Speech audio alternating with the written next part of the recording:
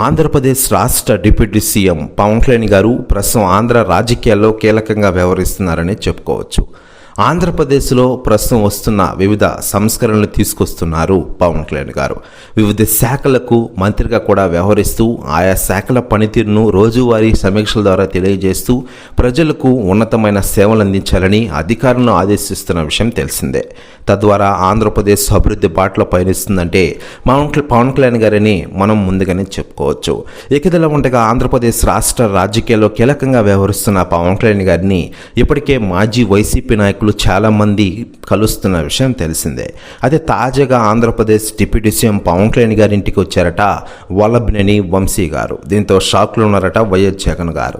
ఇటీవలే జైలు నుంచి బెయిల్పై వచ్చిన వల్లభనేని కొన్ని రోజులు రెస్ట్ తీసుకుని తాజాగా పవన్ కళ్యాణ్ గారి ఇంటికి వెళ్ళినట్లు తెలుస్తోంది.